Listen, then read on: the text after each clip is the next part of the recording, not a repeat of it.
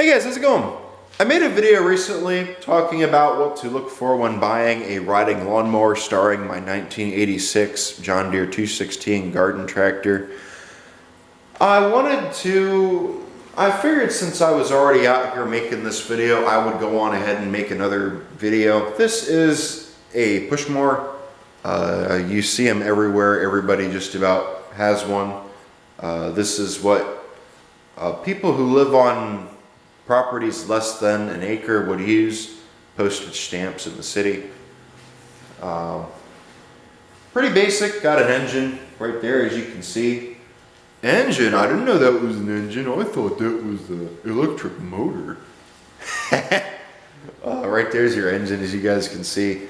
This right here is your discharge chute. This is where the grass clippings get shot out. You can get mulch plugs. I actually think I have one for this. I don't know where it went. Right here's your air filter. Some of them look different than others, but it's mostly the exact same thing. Right there's your air filter. Here's your gas tank. Oh, one thing I forgot to mention on the one I was filming on my tractor. If you get one and it has gas, check the gas, smell the gas, see if it smells old or not. If it smells old, you'll be able to tell right away. However, if it's new and it smells fresh, you'll be able to tell. Check the oil. Your oil is over here. There are some I have seen nowadays actually that don't even have a dipstick anymore. You can't check the oil on them, which is the dumbest thing I've ever seen. I've also seen the new ones where you can't change the oil, you just add oil. Which again, that's the dumbest thing I've ever seen. It's ridiculous what people come up with nowadays. As you can see, there's your 2 marks. That's full, that's empty. You can see I'm just about where I need to change. I need to change the oil in this, but as you can see, it does still have oil in it. And usually when the oil is black like that is when you want to change it. Here's the gas tank.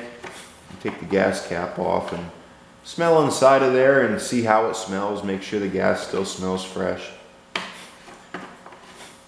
Here's your pull rope. Check your pull rope. You know, make sure the pull rope looks good. It doesn't look like it's fraying or falling apart.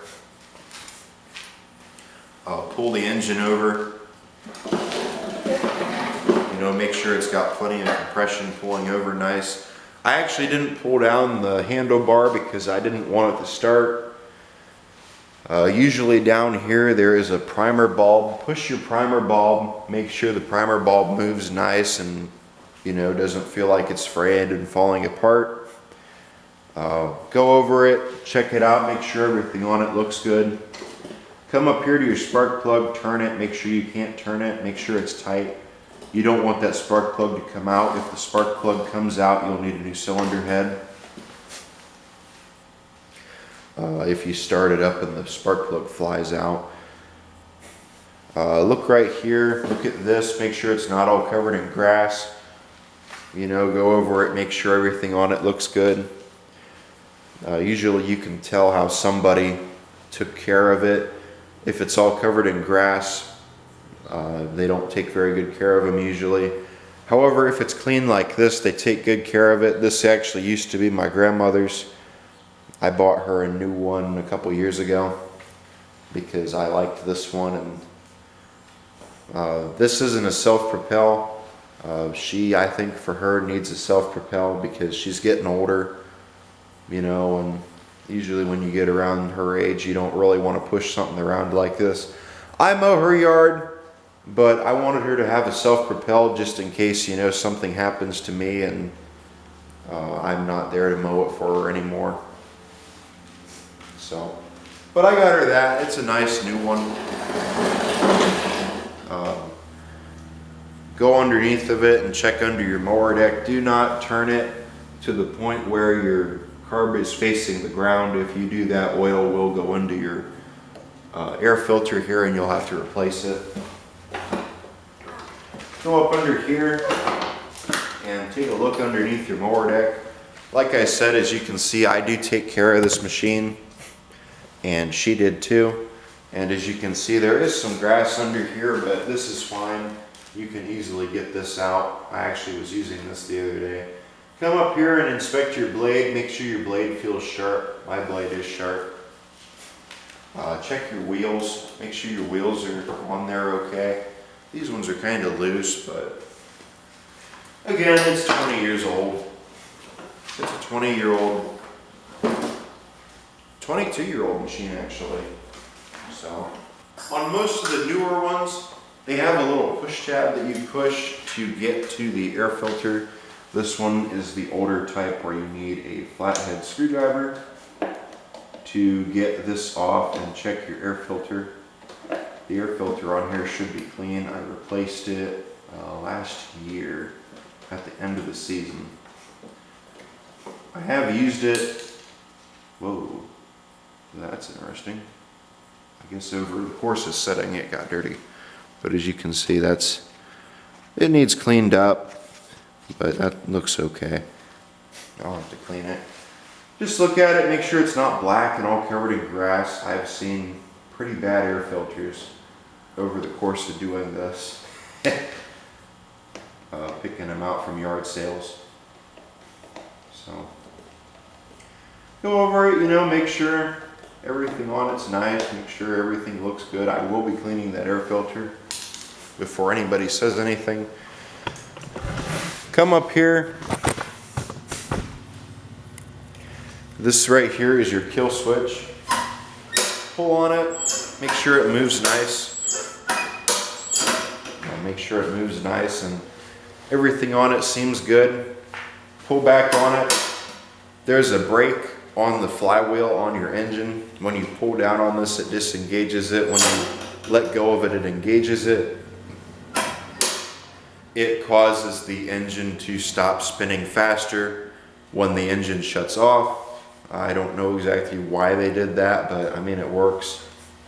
Pull on it.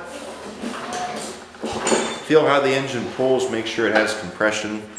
If the engine fights you, it usually has pretty good compression behind it and enough compression to run. Come up here to start the machine. Take it up here, prime it 3 times. I usually prime it 5. 1, 2, 3, 4, 5. Now the engine it does smoke when you start it up, which is normal. Don't worry about that. Like I said before, or I don't know if you watched my other video or not. If the engine smokes when you start it, it's normal.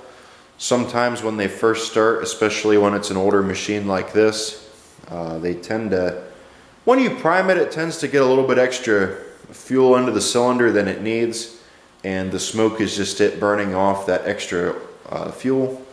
Or when you first start it, maybe it's an older engine like this, you go to pull it over and it's got a little bit of oil in the cylinder that's gotten past the rings. Pull it over and it'll burn it all out real fast. So on startup, sometimes it is normal.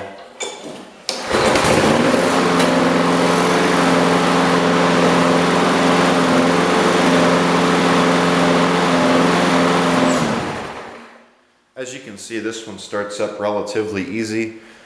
There was smoke, like I said before, that's just extra gas that got into there. Sometimes they have an automatic choke, and they will smoke a little bit when they first start because the choke doesn't engage right away or disengage right away. So yeah, as you can see, this one starts easy. Sometimes they don't start first pull. You got to start them. You got to prime it a couple times and pull it over a couple times to get it to go. Sometimes I guess they just need a carb cleaning. And then listen to how the motor runs. Make sure the motor runs good. Make sure the engine doesn't sound like it's under too much of a load. Sometimes if it sounds like it's under a lot of a load, your brake might be engaged still, or your engine might be wore out and getting to the point where it's needing a rebuild. So yeah, hope this video helped you guys out. I tried to make it short, unlike my other video. I want to thank you guys for watching. Hopefully this video taught you something, taught you what to look for when buying one of these. They're pretty simple machines. Basically all it is an engine with a solid state unit. The solid state unit underneath of the flywheel shroud goes to the flywheel. There's a magnet on the flywheel that goes with the magnet spins, and when the magneto under there sees it, it causes a magnet and it causes a spark, and then that spark goes through the spark plug wire to the spark plug. Sparks ignites the fuel in this combustion chamber, and that causes it to combust, sending the piston down, back up, sends the exhaust fumes out the exhaust valve, and the piston goes back down, pulling fuel in through the intake from the carb from the tank. And then it comes back up for the compression stroke and compresses, and the cycle repeats itself again. So yeah, I want to thank you guys for watching. Like, comment, subscribe, and oh, another thing you can do. Back here, these are your wheel adjustments. You can adjust that. It adjusts the height of your deck. Make sure you have them all set for the same height. If you have one side higher than the other, it will mow at an angle. If you have it squatted like the retards do nowadays with their trucks, it'll mow kind of off too. So yeah, thank you guys for watching. Like, comment, subscribe, and I will see you guys in the next video. I think this is going to be it for now. Take care. Bye. And also, here is a treat for my regular subscribers who watch this channel and are watching this video. Here's a treat for you guys behind the scenes. This is a 2-stroke push mower. They made in the 1970s. There was a company called Lawn Boy, as well as a few other push mower brands that made their push mowers 2-stroke. This is basically the same thing as a chainsaw engine. You put gas in the oil, or oil in the gas in the fuel tank mixed, and that lubricates the engine. It's basically a 2-stroke engine. Same thing as what's on your weed eater, same thing as what's on your chainsaw, leaf blower, you name it. The older stuff like that, it has it.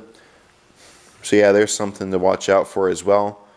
Sometimes they'll say 2-stroke on them, other times they won't, and you'll be able to tell what they are. If you don't know what it is, ask somebody, or leave a comment down below telling me what the machine is, and I can find out for you.